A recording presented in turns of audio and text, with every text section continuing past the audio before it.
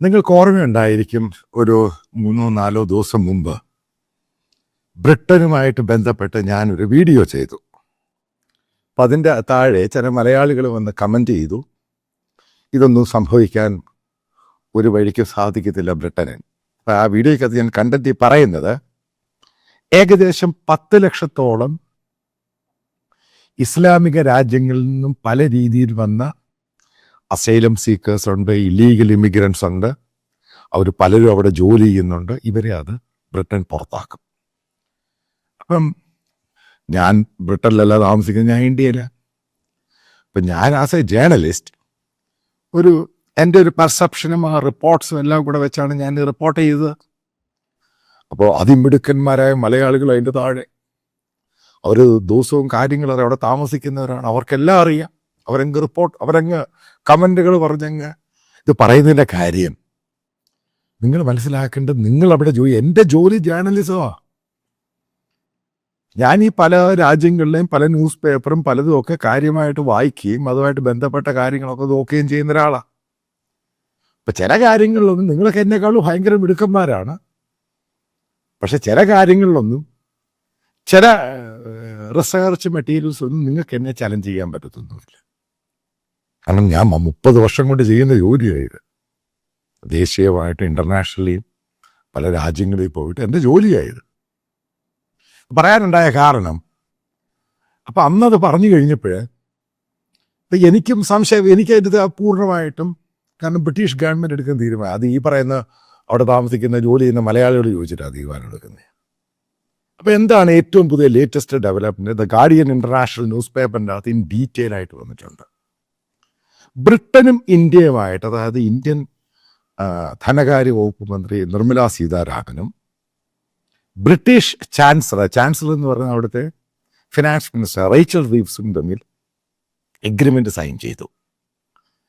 അതിനകത്ത് ഏറ്റവും പ്രധാനപ്പെട്ട ഒന്ന് എന്ന് പറയുന്നത്, ഏകദേശം ബ്രിട്ടനും ഇന്ത്യയും തമ്മിൽ 90% ഡീല്, അതായത് ട്രേഡ് ഡീല് അവർ ഏകദേശം ധാരണയായി സൈൻ ചെയ്യാൻ പോകുന്നു. അതിൻ്റെ 92 വിഷയത്തിലാണ് തർക്കം. ഒന്ന് ഫാർമസ്യൂട്ടിക്കൽ, രണ്ടാമത് ബ്രിട്ടീഷ് മദ്യം ഇന്ത്യയിൽ കൊണ്ടുവന്ന് വിൽക്കുന്നതിനെ പറ്റിയുള്ളതൊക്കെ, അത് എത്രയും വേഗം സോർട്ട് ഔട്ട് ചെയ്യും. ബാക്കിയുള്ള 90% ഇന്ത്യയും ബ്രിട്ടനും തമ്മിൽ ലോങ് സ്റ്റാൻഡിങ് ആയിട്ടുള്ള ഇഷ്യൂ ആയിരുന്നു. കാരണം അതാണ് ഗ്ലോബൽ ക്രൈസിസ് നടക്കുവാണ് ട്രേഡുമായി ബന്ധപ്പെട്ട്. ബ്രിട്ടനും ഇന്ത്യയുടെ പല താല്പര്യങ്ങളുമായിട്ട് ബന്ധപ്പെട്ട് അത് ഡീൽ ഏകദേശം ഉറപ്പിച്ചു. രണ്ടാമത്തെ ഏറ്റവും പ്രധാനപ്പെട്ടത്, അതായത് ബ്രിട്ടൻ്റെ ആവശ്യമാണ്. അതെന്താണ്? അതായത് ബ്രിട്ടനിൽ വരാൻ പോകുന്ന 3-4 വർഷത്തിനുള്ളിൽ ഏകദേശം 10 ലക്ഷത്തോളം ഇന്ത്യക്കാരെ തൊഴിലാളികളായിട്ട് കൊണ്ടുപോവുകയാണ്. അപ്പം വരാൻ പോകുന്ന 2 വർഷം ഏകദേശം 5 ലക്ഷത്തോളം ഇന്ത്യക്കാരെയാണ് തൊഴിലാളികളായിട്ട് കൊണ്ടുപോകുന്നത്. പ്രോപ്പറായിട്ട് അതിൻ്റെ വിസയുടെ പ്രശ്നങ്ങളും അതിൽ പൂർണ്ണമായിട്ടും അതും എഗ്രിമെൻറ്റിൽ സൈൻ ചെയ്തു. ഇതാണ് ഞാൻ പറഞ്ഞത്, നിങ്ങൾ ഉദ്ദേശിക്കുന്നതല്ല ഈ ലോകം ചലിക്കുന്നത്. അവിടെ ഒരു പ്രശ്നമുണ്ടായി, അത് മാറുമ്പോൾ അവർക്ക് ഓൾട്ടർനേറ്റീവ് ആയിട്ടുള്ള അറേഞ്ച്മെൻ്റ് ഉണ്ട്. എന്തുകൊണ്ടാണ് ബ്രിട്ടീഷുകാർ ഇപ്പോൾ ഇന്ത്യക്കാരെ തൊഴിലാളികളായിട്ട് കൊണ്ടുപോകുന്നത്? കാരണം അവന് തലവേദനയില്ല. ലോകത്തെവിടെ ഇന്ത്യക്കാരൻ പോയിട്ട് ഏതെങ്കിലും പ്രശ്നം ഉണ്ടായെന്ന് കേട്ടിട്ടുണ്ടോ? ഇന്നലെ ബ്രിട്ടനിലുണ്ടായ പ്രശ്നം എന്തുവാ? അവിടെ പാലസ്തീൻ അനുകൂലികൾ ഗോഡ് ബ്ലസ് ഹമാസ് എന്നും പറഞ്ഞ് മുദ്രാവാക്യം വിളിക്കുന്നു. അതായത് ബ്രിട്ടൻ്റെ ഇന്നത്തെയുള്ള എല്ലാ റൂട്ടുകൾ, അതായത് ഒരു രാജ്യം പോകുന്നതിന് പല റൂട്ടുകളുണ്ട്. അതിൻ്റെ പോളിസീസ് ഉണ്ട്, എത്തിക്സ് ഉണ്ട്, അതിൻ്റെ കൾച്ചറുണ്ട്. ഇതിനെ മുഴുവനും തകിടം മറിച്ചു ഇസ്ലാമിക രാജ്യങ്ങളിൽ നിന്നും കയറി വന്നവർ, പല രീതിയിൽ കയറി വന്നവരുണ്ട്. കൂടുതലും പാകിസ്ഥാനികൾ, ബംഗ്ലാദേശികൾ, Middle East Asia, Syria, Lebanon, ഈ രാജ്യങ്ങളിൽ നിന്നൊക്കെ വന്നവർ ബ്രിട്ടീഷ് കൾച്ചർ തന്നെ നശിപ്പിച്ചു. അപ്പം അതിൻ്റെ ഭാഗമായിട്ട് ഇവരെ കംപ്ലീറ്റ് ആയിട്ട് ഒഴിവാക്കാൻ വേണ്ടി ഘട്ടം ഘട്ടമായിട്ട്, ഇതാണ് ഞാൻ നേരത്തെ വീഡിയോയിൽ പറഞ്ഞു, അതിൻ്റെ ഭാഗമായിട്ട് ഇന്ത്യക്കാരെ എടുക്കുക, പ്രോപ്പർ എഗ്രിമെൻറ്റിൽ കൂടെ തൊഴിൽ വിസ കൊടുത്തിട്ട് ഇത്ര വർഷം അവിടെ പോയി ജോലി ചെയ്യുക. അവിടെ കൺസ്ട്രക്ഷൻ ആണെങ്കിൽ മറ്റുള്ള വർക്കുകൾ, കാരണം പല രീതിയിൽ അവിടെ പല വേക്കൻസികളുണ്ട്. അപ്പം അവിടെയൊക്കെ ഇല്ലീഗലായിട്ടാണ് ഈ ഇസ്ലാമിക രാജ്യങ്ങളിൽ നിന്ന് വരുന്നവരോട് കയറുകയും പിന്നീട് അവിടെ പ്രശ്നമുണ്ടാക്കുകയും അവിടെ നാശകോടാലിയാക്കുകയും ചെയ്യും. അതുമായിട്ട് ബന്ധപ്പെട്ട് അവിടുത്തെ എക്സ്റ്റേണൽ അഫയേഴ്സ് മിനിസ്റ്ററിൻ്റെ ഒരു സ്റ്റേറ്റ്മെൻ്റ് ഉണ്ട്. അതായത് ബ്രിട്ടൻ്റെ എത്നിസിറ്റി നശിപ്പിക്കുന്നു എന്നും പറയും. അതുമായിട്ട് ബന്ധപ്പെട്ട് ഏകദേശം 10-20 ഡോക്യുമെൻ്ററീസ് ബ്രിട്ടനിൽ പുറത്തു വന്നിട്ടുണ്ട്. അപ്പം അതിനെപ്പറ്റിയും ഗ്ലോബലായിട്ട് ചർച്ച നടക്കും. എന്താണ് ബ്രിട്ടീഷ് ഇസ്ലാമിക ചെറുപ്പക്കാർ ഇത്രമാത്രം ജിഹാദിനോട് താല്പര്യം ഉണ്ടാകുന്നത്? അതായത് കടുത്ത രീതിയിലുള്ള ഡിബേറ്റാണ് നടക്കുന്നത്. കാരണം അവിടെ ജനിച്ചു വളർന്ന്, ഞാൻ നേരത്തെ ഒരു വീഡിയോയിൽ പറഞ്ഞു, അവിടെ അബ്ദുൽ കരീം അൽ ഇസ എന്ന് പറയുന്ന നേരത്തെ സൗദി അറേബ്യൻ ജസ്റ്റിസ് നിയമമന്ത്രി പറഞ്ഞതിനെ പറ്റി, പിന്നെ പല ആവർത്തി അവിടെ വന്ന പല ഡോക്യുമെൻ്ററീസ് ഇപ്പോൾ ഭയങ്കരമായിട്ട് അങ്ങ് വൈറലാകുക. കാരണം ബ്രിട്ടൻ എത്ര നാൾ ഈ പറയുന്ന പോലെ ഗ്രേറ്റ് ബ്രിട്ടൻ എന്ന് പറഞ്ഞ് പിടിച്ചു നിൽക്കാൻ സാധിക്കും? അപ്പോൾ അതിൻ്റെ അടിയന്തര നടപടി എന്ന നിലയിലാണ് ബ്രിട്ടീഷ് ഗവൺമെൻറ് അവിടെ വരുന്ന, അതായത് അവിടെ തൊഴിലാളികളായിട്ട് ഇല്ലീഗലും ഇതേപോലെ ഇസ്ലാമിക രാജ്യങ്ങളിൽ നിന്ന് വന്നവരെ റീപ്ലേസ് ചെയ്യുക, അവരെ തിരിച്ച് അവരുടെ രാജ്യത്തോട്ടാക്കുക. അധികം പേര്, അതായത് പല ആപ്ലിക്കേഷൻസ് ഇല്ലീഗൽ ഇലിസിറ്റുമായിട്ട് പല ആൾക്കാർ അവിടെ താമസിക്കുന്നുണ്ട് പല രീതിയിൽ. അതിന് പ്രത്യേകം മിഷൻ വെച്ച് ഇവരെ പൂർണ്ണമായിട്ടും ഡീപ്പോർട്ട് ചെയ്ത് നാട് കടത്തുക.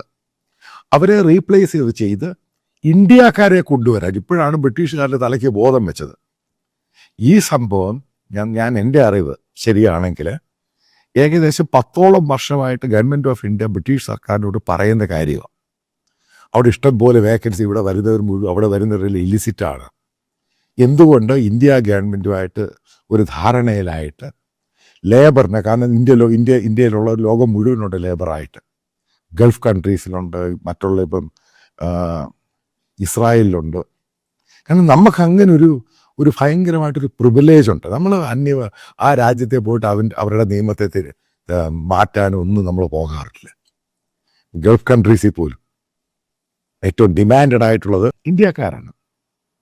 അതായത് ഒരു സമയത്ത് ഏറ്റവും കൂടുതൽ നേഴ്സസിനെ മാത്രം കയറ്റി വിട്ടിരുന്ന കേരളത്തിലുള്ളവർക്ക്, മലയാളികൾക്ക് മറ്റൊരു റൂട്ട് തുറക്കുകയാണ് ബ്രിട്ടൻ. എനിക്കറിയത്തില്ല, കേരളത്തിലെ തൊഴിലാളി സംരക്ഷകരും ട്രേഡ് യൂണിയൻകാരൊക്കെ ഇതൊക്കെ കേൾക്കുമ്പോൾ അവനിത് തല പിടിക്കുമോ തോന്നുന്നു. കാരണം അവിടെ അല്ലെങ്കിൽ CIT ഉണ്ടാക്കാൻ പോകും. ഞാൻ തമാശയായിട്ട് പറയുന്നത് തോന്നുന്നതല്ല. കാരണം ബ്രിട്ടൻ വലിയ ഫ്രീഡമുള്ള രാജ്യമാണ്. ഇവിടെ ചെന്ന് നമ്മുടെ ട്രേഡ് യൂണിയൻ ഉണ്ടാക്കാൻ പോകുമ്പോൾ ഇത് ഇഷ്യൂ ഉണ്ടാകും. കാരണം ഇന്ത്യയുടെ പല ഭാഗത്തും ഇപ്പം ടാറ്റയിൽ അവിടെ ട്രേഡ് യൂണിയൻ ഉണ്ടാക്കിയ മലയാളിയാണ്. വലിയ ബഹളമായിട്ട് ഇതിൽ ടെൽക്കോ ആണെങ്കിൽ വലിയ ഇഷ്യൂ ആയി മാറിയത്. ഒരു കാര്യമില്ലാത്ത ഇഷ്യൂ. കാരണം മലയാളിയുടെ DNA-ക്കകത്ത് വിപ്ലവം ഇങ്ങനെ തലയ്ക്കകത്ത് കിടക്കുക. ഇവിടെ പറയാൻ പോകുന്ന കൺക്ലൂഡ് ചെയ്യുന്നൊരു പാർട്ട് എന്ന് പറയുന്നത്, ബ്രിട്ടീഷ് ഗവൺമെൻറ് ഇന്ത്യക്കാരെ വരാൻ പോകുന്ന 2-3 വർഷത്തിനുള്ളിൽ 10 ലക്ഷം പേരെയാണ് കൊണ്ടുപോകുന്നത്. അതൊരു ഭയങ്കര മാറ്റമാണ്. അതായത് കാരണം വലിയൊരു ഓപ്പർച്യൂണിറ്റി മലയാളികൾ ഉൾപ്പെടെ ഇന്ത്യക്കാർക്ക് ബ്രിട്ടൻ ഓപ്പൺ ചെയ്ത് കൊടുക്കുകയാണ്. ഈ പറയുന്ന ഇസ്ലാമിക രാജ്യങ്ങളിൽ നിന്ന് മുഴുവൻ ആൾക്കാരെ എടുത്തുകൂടെ കളയാണ്. ഇതിനകത്ത് ഞാൻ അറിയാൻ സാധിച്ചത്, ഇസ്ലാമിക പേരുള്ള ഇന്ത്യക്കാരെ പോലും കയറ്റാനുള്ള സാധ്യത കുറവാണ്. കാരണം ഇവരവിടെ ചെന്നാൽ അവിടെയും പ്രശ്നം ഉണ്ടാക്കുമെന്നുള്ള ഭയമുണ്ട്. അത് മാറ്റാൻ വേണ്ടി ഞാൻ ഈ പറയുന്ന സുഡാപ്പികളോട് പറയുന്നത്, നിങ്ങൾ നിങ്ങളുടെ ഇവിടെ തലയിലിരിക്കുന്ന സ്റ്റാമ്പ് എടുത്തങ്ങ് മാറ്റുക. നിങ്ങൾ മനസ്സിലാക്കേണ്ടത്, നിങ്ങൾ ഇന്ത്യൻ മുസ്ലിങ്ങളാണ്.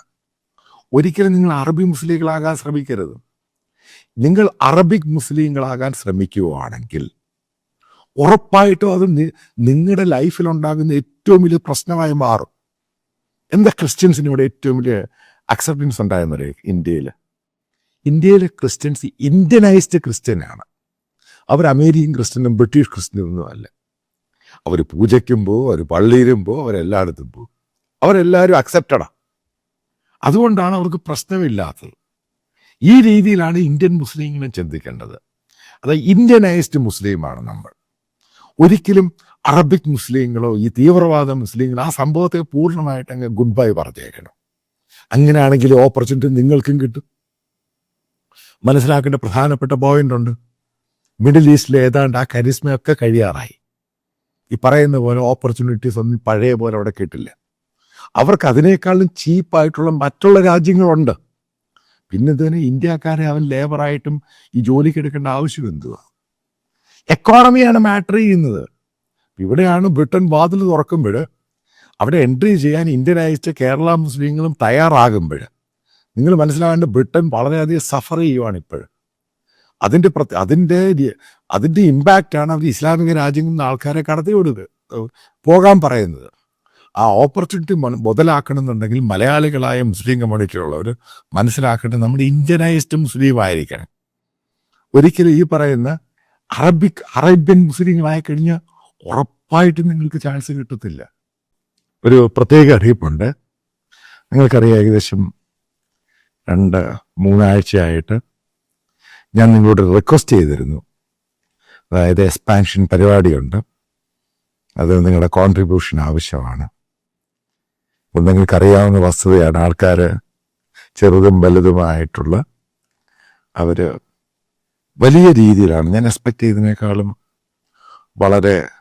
വളരെയധികം ആണ് അതിൻ്റെ റെസ്പോൺസ് എന്ന് പറയുന്നത്. അപ്പം ഞാൻ നിങ്ങളോട് വാക്ക് പാലിച്ചതിൻ്റെ പേരിൽ നിങ്ങൾക്കറിയാം, ഞാൻ നേരത്തെ തമിഴ് സ്റ്റാർട്ട് ചെയ്തു, ഇംഗ്ലീഷും സ്റ്റാർട്ട് ചെയ്തു പാർഷ്യലി.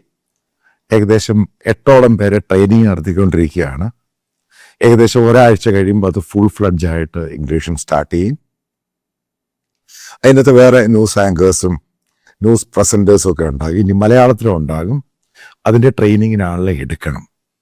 പിന്നെ ഹിന്ദി അടുത്ത മാസത്തോടു കൂടി ഹിന്ദി സ്റ്റാർട്ട് ചെയ്യും.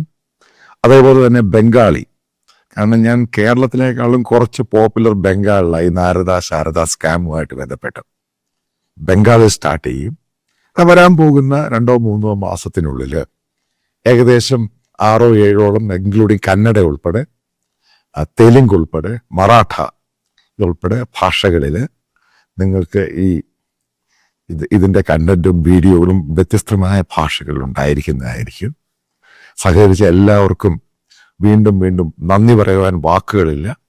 ഇതിൻ്റെ താഴെ എവിടെയാണ് കോൺട്രിബ്യൂട്ട് ചെയ്യുന്ന ഡീറ്റെയിൽസ് ഉണ്ട്. വീണ്ടും നന്ദി പ്രകാശിപ്പിക്കുന്നു.